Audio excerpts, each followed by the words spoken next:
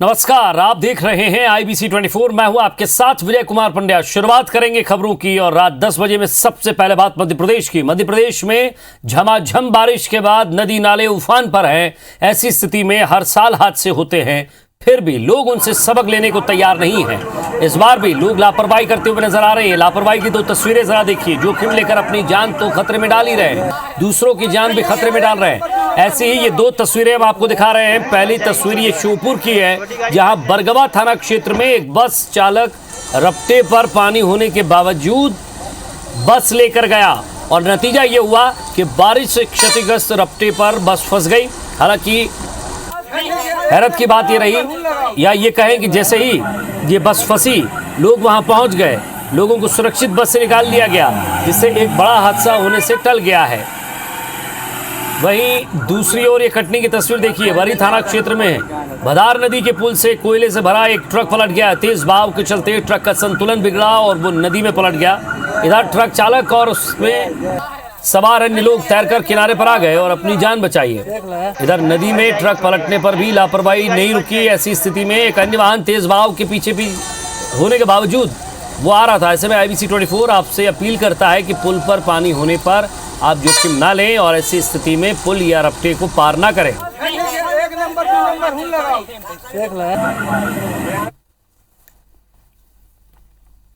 और छत्तीसगढ़ में भारी बारिश से जनजीवन अस्त व्यस्त है। कई जिलों में बारिश के चलते हालात खराब हो गए हैं। पहली तस्वीर सूरजपुर की है, जहां एक साइकिल सवार बारिश में बह गया, जिसे रस्सी से खींचकर बाहर निकाला गया। वहीं कोरिया में भी बारिश के कारण नदी नाले उफान पर हैं, लोग जान जोखिम में डाल रहे हैं। पेंड्रा में बारिश से नदी और बांध भर गए हैं। नहर से छोड़ा गया पानी अब फसलों को नुकसान पहुंचा रहा है। कवर्धा में भी अच्छी बारिश हो रही है, लेकिन किसानों को डर है कहीं ज्यादा बारिश फसलों को नुकसान न पहुंचा दे। इधर तखतपुर में भी बारिश का पानी निचली बस्तियों में भर गया है। नदी किनारे बसे लोगों को हटाया जा रहा है। वहीं जांजगीर चांपा में दो सगे भाई नाला पार करते समय तेज बहाव का शिकार हो गए। ग्रामीणों ने एक भाई को तो सुरक्षित बचा लिया, मगर दूसरे भाई का अब तक कोई पता नहीं चला है।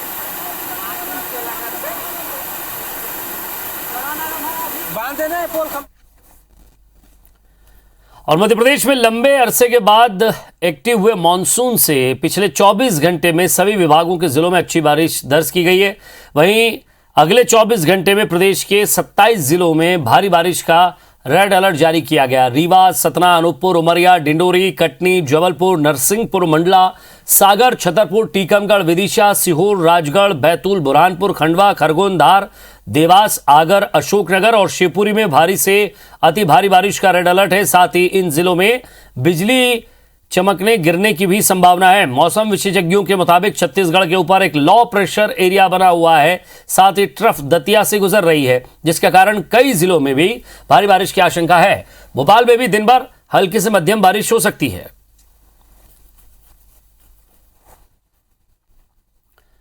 उधर डिंडोरी जिला मुख्यालय समेत कई इलाकों में मूसलाधार बारिश जारी है, लिहाजा नर्मदा समेत सभी नदी नाले उफान पर हैं। ऊपरी इलाकों में हो रही तेज बारिश के कारण नर्मदा नदी का जल स्तर काफी तेज बढ़ गया है। तस्वीरों में आप देख सकते हैं कि नर्मदा तट पर बन रहे घाट पूरी तरह से डूब चुके हैं, तो कई मंदिरों के सिर्फ शिखर ही नजर आ रहे हैं। नर्मदा के जल स्तर को बढ़ता देख प्रशासन ने नर्मदा तटों पर SDRF और होमगार्ड के जवानों को तैनात किया है। नर्मदा के अलावा सिवनी, हरमेर समेत तमाम नदी नाले उफान पर चल रहे हैं। सिवनी नदी का जल स्तर बढ़ने से नदी नालों का पानी पुल के ऊपर से बह रहा है, जिसके चलते गोपालपुर बजाग मार्ग का आवागमन प्रभावित हो गया है।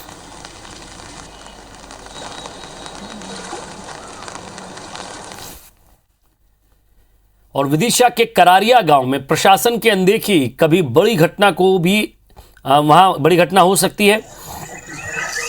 दरअसल यहां शमशान और कब्रिस्तान जाने के लिए कोई भी रास्ता नहीं है। नदी को पार करके ग्रामीण अंतिम संस्कार करने जाते हैं। ऐसा नहीं है कि अधिकारियों को इस बात की जानकारी नहीं है, मगर फिर भी आज तक यहां किसी भी तरह का कोई पक्का रास्ता बनवाने की पहल नहीं हुई। हैरानी की बात यह है कि विदिशा में हमेशा से सियासी हलचल देखने को मिलती है। यहाँ की जनता ने कई दिग्गज नेताओं को चुनकर संसद भेजा है, मगर आज भी यहाँ की आवाम बेसिक जरूरतों के लिए जूझ रही है।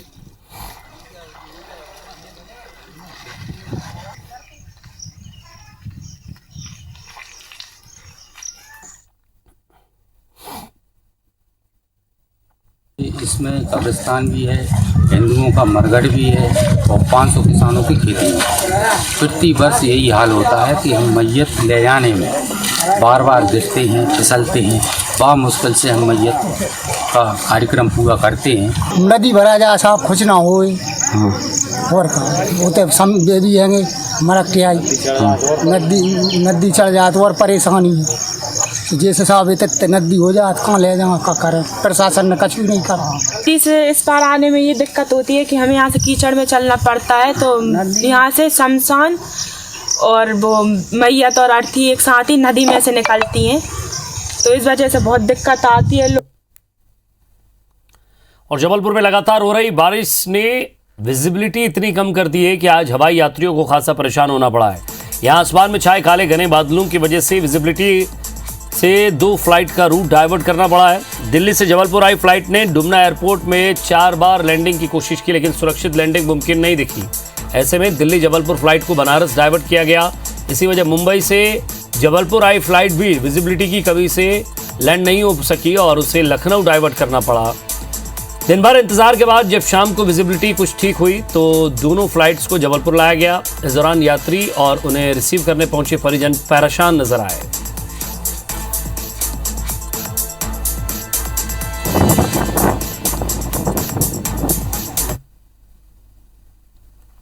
और अंबिकापुर में आज एनएसयूआई के कार्यकर्ताओं ने जिला उपाध्यक्ष शुभम जायसवाल के नेतृत्व में महामाया पहाड़ इलाके पर रोहिंग्या खोजो अभियान चलाया है, जिसमें महामाया पहाड़ पर बसे लोगों के घर घर तक जाकर उनसे जानकारी ली गई और उनके आधार कार्ड, उनका राशन कार्ड देखा गया और उनसे पूछा गया कि महामाया पहाड़ पर बसे लोग कब से यहाँ रह रहे हैं। वहीं एनएसयूआई के जिला उपाध्यक्ष ने यह भी बताया कि ये अभियान लगातार 3 दिनों तक चलाया जाएगा, जिसमें यहाँ बसे लोगों की जानकारी देखकर ये जानने की कोशिश की जाएगी कि यहाँ रोहिंग्या शरणार्थी रहते हैं या नहीं।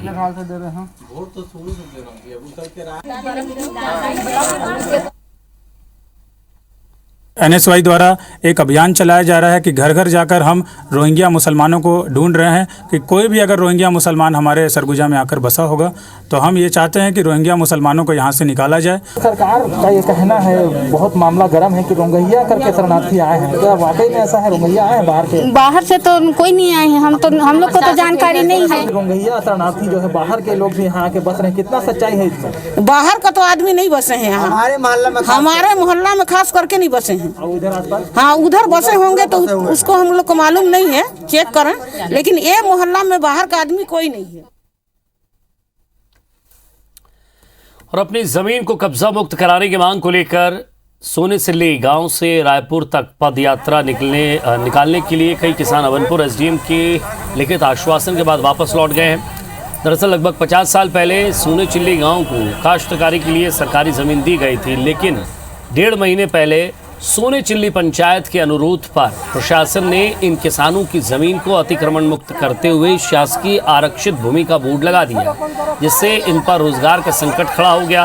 लेकिन अवनपुर एसडीएम के लिखित आश्वासन के बाद किसानों ने राहत की सांस ली है, जिसमें एसडीएम ने आगामी आदेश तक पदयात्री किसानों की जमीनों पर किसी प्रकार की कार्रवाई न करने के निर्देश दिए गए हैं।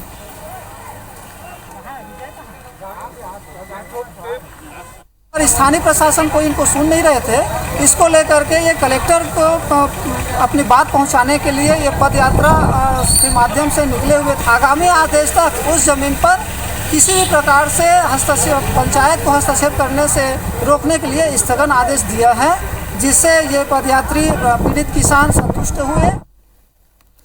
और प्रदेश में कोरोना की रफ्तार घटी है, लेकिन अब भी बस्तर इलाके को इससे ज्यादा राहत नहीं मिली है। प्रदेश के जिन 5 जिलों में संक्रमण तेज है, उनमें बस्तर के 3 जिले शामिल है। बस्तर में संक्रमण न केवल ग्रामीण इलाकों तक पहुंच चुका है, बल्कि सीमावर्ती होने की वजह से अन्य राज्यों से भी संक्रमण की तीसरी लहर आने की संभावना बनी हुई है। बस्तर के दंतेवाड़ा, सुकमा और बीजापुर जिले में कोरोना संक्रमण के मामले थम नहीं रहे हैं। यहाँ आंध्र प्रदेश, तेलंगाना और महाराष्ट्र की सीमाएं लगती हैं, जिसकी वजह से लगातार कोरोना संक्रमण के मामले सामने आ रहे हैं। प्रदेश के लगभग 1/4 मरीज बस्तर इलाके से ही सामने आ रहे हैं। आदिवासी इलाका और पहुंचविहीन क्षेत्र होने की वजह से यहां कोरोना का संक्रमण कभी भी विकराल रूप ले सकता है। प्रशासन का कहना है कि जांच ज्यादा की जा रही है, इसलिए मरीजों की संख्या भी ज्यादा दिखाई दे रही है, जबकि असलियत में कोरोना संक्रमण की दर लगभग कम हो रही है।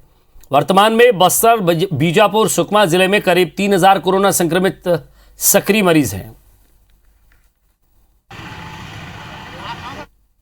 अभी भी बस्तर में केसेस शून्य नहीं हुए हैं। उसको देखते हुए हमने धनपुंजी नाका, साथ में मारेंगा, दरभा, इन सभी नाकों पे 24 घंटे निगरानी करने के लिए, साथ में 24 घंटे टेस्टिंग फैसिलिटी चालू रखने के लिए निर्देशित किया है।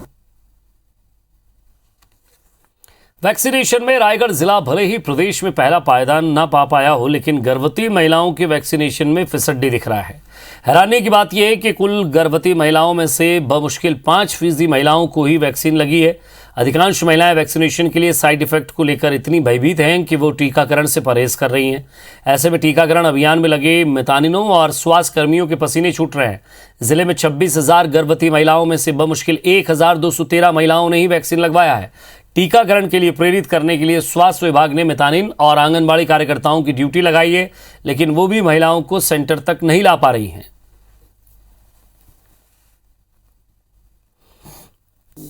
हम लोग को बहुत दिक्कत हो रही है। दिक्कत सबसे बड़ी ये हो रही है कि उनको डर लग रहा है, ये कहीं अब कितना मुश्किल से एक आने वाला नया बच्चा आ रहा है उनके गर्भ में, कहीं कुछ हो ना जाए करके वो गर्भवती माता खुद और उसके परिवार वाले भी इसके लिए मना कर रहे हैं। इसमें बहुत ही ज़्यादा परेशानी हो रही है। 798 लोग गर्भवती माताओं को हम आइडेंटिफाई किए हैं जिनको अभी कोविड वैक्सीनेशन कराया जाना है, और इसके लिए हमने मितानिन और आंगनबाड़ी और निगम से भी एम्प्लॉय हम लोग का साथ दे रहे हैं और उन घर घर जाके उनको प्रेरित किया जा रहा है। और मध्य प्रदेश में स्कूल खुलने के आदेश के बाद अब कोचिंग संचालक भी एकजुट हो गए हैं। राजधानी भोपाल में कई कोचिंग संचालक एकजुट हुए हैं। मांगे नहीं मानने पर प्रदर्शन की भी चेतावनी दी है। कोचिंग संचालकों की मांग है कि जल्द से जल्द कोचिंग क्लास खोली जाए। कोचिंग संघ के अध्यक्ष रवि डांगे का कहना है कि सरकार को 18% GST देते आ रहे हैं। मांग रखी गई कि सरकार टैक्स माफ करे या कोचिंग क्लास खोलने का आदेश जारी करे। आज वो मध्य प्रदेश सरकार के किसी विभाग में नहीं आता है। कोचिंग एसोसिएशन आना चाहिए, यह हमारी मांग है। दूसरी बात, GST टैक्स जब 18% निरंतर हम भर रहे हैं, जब कोरोना काल की महामारी हम पर पड़ गई है, तो हम ये चाहते हैं कि उसमें हमें छूट दी जाए, कुछ समय के लिए पूर्णतः माफ किया जाए। यह हमारी सरकार से मांग। और एक बड़ी खबर सुकमा से, जहां खतरे के निशान पर नदियां हैं। सुकमा से लगे तेलंगाना में बारिश से उफान पर आ चुकी है नदियां। भद्राचलम में खतरे के निशान से ऊपर बह रही है गोदावरी। सुकमा में शबरी का भी जल स्तर बढ़ गया है।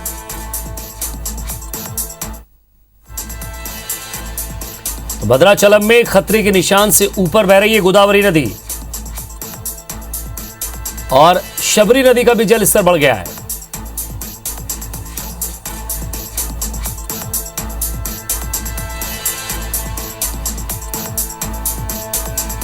राजा राठौर हमारे संवाददाता हमारे साथ जुड़ गए। राजा, अचानक से जल स्तर बढ़ा है, क्या स्थिति है फिलहाल की? देखिए, लगातार जो सप्ताह भर से बारिश हो रही है उससे कहीं ना कहीं जो नदी नाले हैं वो उफान में है। ताजा अभी अपडेट जो है वो गोदावरी नदी का है, जो पड़ोसी राज्य जिले की सीमा से लगा हुआ है तेलंगाना। भद्राचलम में जो सेकेंड डेंजर लेवल है शबरी नदी का, वो 48 फीट के पार जा चुका है और लगातार गोदावरी नदी का जलस्तर बढ़ता जा रहा है, क्योंकि जो सुकमा जिले से होकर गुजरती है शबरी नदी, वो आगे जाकर गोदावरी नदी में ही मिलती है। तो जिस तरीके से वाटर लेवल गोदावरी नदी का बढ़ रहा है, इससे कहीं ना कहीं जो खतरा है वो सुकमा जिले में भी मंडरा रहा है, जिसके चलते प्रशासन भी अलर्ट है।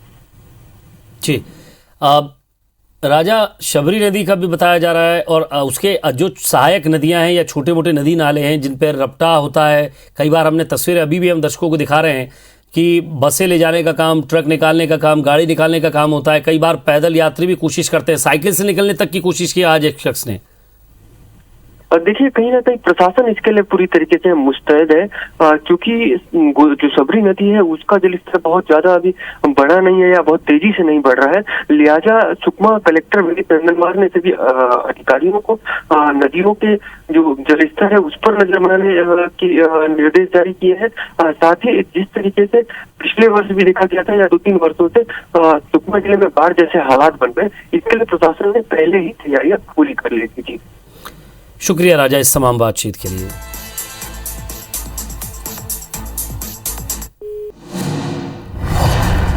और इस वक्त बड़ी खबर रायपुर से, निलंबित एडीजी जीपी सिंह के मामले में सहयोगी बैंक मैनेजर के बयान दर्ज किए गए हैं। बैंक मैनेजर मणिभूषण के बयान दर्ज किए गए हैं। रायपुर कोर्ट में पुलिस ने बयान दर्ज करवाए हैं। आपको बता दें कि बैंक मैनेजर ने 6 लोगों के नाम दर्ज कराए। आज पूछताछ के लिए पुलिस फिर बुला सकती है। और ज्यादा बातचीत के लिए हमारे साथ तहसीन जैदी हमारे साथ जुड़ गए हैं। तहसीन, जिस तरह से जीपी सिंह के मामले में आज सहयोगी बैंक मैनेजर को बुलाया गया, उसने कुछ लोगों के नाम भी लिए हैं। अब उन लोगों को अगर बुलाया जाए तो ये भी कोई चौंकाने वाली बात नहीं होगी, वो किसी और का भी नाम ले सकते हैं।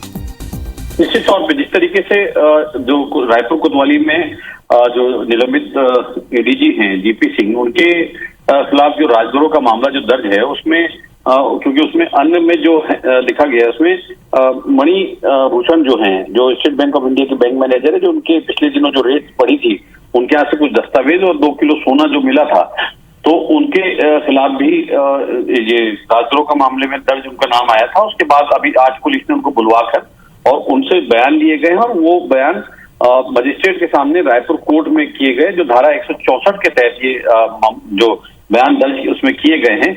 और जिस तरीके से अभी जो उन्होंने बात पुख्ता सूत्रों के हवाले से जो बात निकल के आ रही है, उसमें उन्होंने 6 से ज्यादा लोगों के नाम उसमें लिए हैं। अभी हालांकि वो नाम कौन कौन से, इस बात का अभी पुलिस ने नहीं बताया है, क्योंकि वो कलमबंद है और वो जज मजिस्ट्रेट के सामने ही जो बयान होते हैं। तो अब ये जिस तरीके से जो 6 नाम आए हैं, तो पुलिस आने वाले दिनों में उन 6 लोगों को पूछताछ के लिए बुला सकती है। तो कुल मिला के कह सकते हैं, क्योंकि पिछले दिनों जो है अभी बिलासपुर हाई कोर्ट ने उसमें एक याचिका लगाई थी जीपी सिंह जी द्वारा, उसके बाद उनको राहत नहीं मिली। उसके बाद जो पुलिस ने जांच जो है वो यहाँ पे तेज कर दी है और कुल मिला के अभी उनके जो और बाकी जो लोग हैं उनको भी बुला के उनका 164 का बयान जो है पुलिस बयान दर्ज करा सकती है। जी शुक्रिया तहसीन इस तमाम बातचीत के लिए।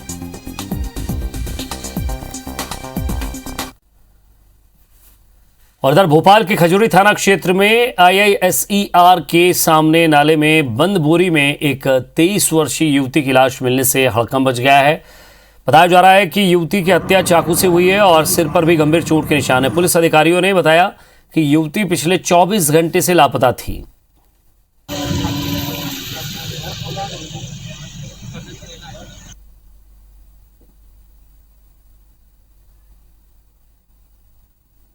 और इसके सिर में भी चोट है और पेट में भी चाकू का निशान है। क्लियर कट मर्डर है और ऐसी आशंका जताई जा रही है। परसों एक लड़की निशातपुरा क्षेत्र से गुम हुई थी, 21 साल की, संभवतः उसी को होना चाहिए। अब लोगों ने उसके परिजनों को बुला करके उसको दिखवा रहे हैं, अभी तक अज्ञात है।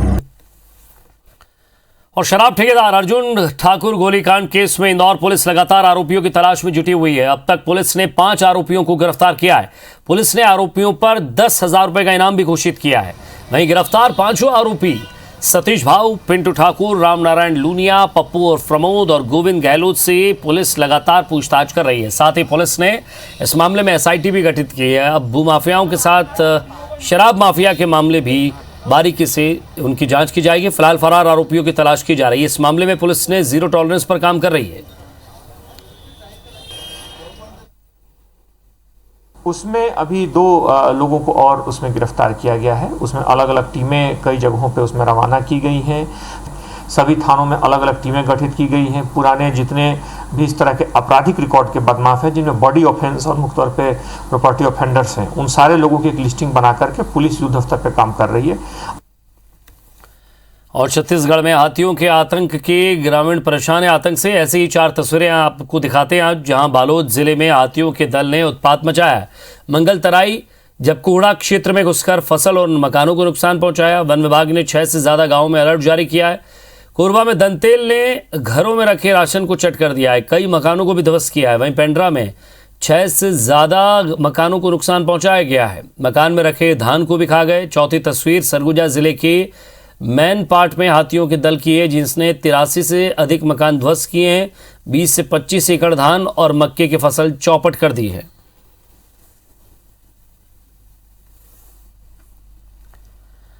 कबीरधाम जिले से होकर गुजरने वाले नेशनल हाईवे रायपुर जबलपुर में पगवाही के पास आज फिर एक बड़ा हादसा हुआ है। अज्ञात ट्रक बाइक सवार से भिड़ गया।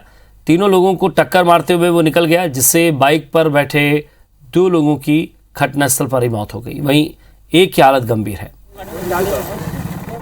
तो गंभीर को रायपुर रेफर किया गया है। वहीं जांजगीर चांपा जिले के बलोद क्षेत्र में 2 सड़क हादसे हुए, जिसमें 3 लोगों की मौत हो गई। पहली घटना केसौरा गांव के पास हुई, जहां एक तेज रफ्तार कार ने बाइक सवार 2 युवकों को कुचल दिया है। मौके पर ही एक युवक की मौत हो गई, वहीं दूसरे ने रास्ते में दम तोड़ दिया। ट्रक इतनी तेज रफ्तार में था कि बाइक में आग तक लग गई। दूसरी घटना बुड़गंज सराई ताल के पास की, तेज रफ्तार ट्रेलर ने 84 साल के बुजुर्ग को रौंद दिया।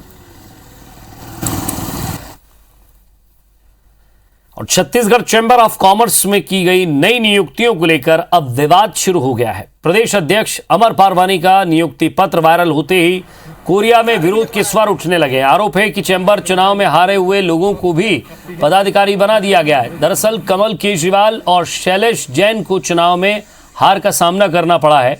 अमर पारवानी ने सरगुजा संभाग के प्रभारी उपाध्यक्ष का चुनाव हारने वाले कमल केजरीवाल को नियुक्त किया। इतना ही नहीं, रफीक मेमन को प्रदेश उपाध्यक्ष और मधुसूदन पोद्दार को प्रदेश मंत्री बनाया है।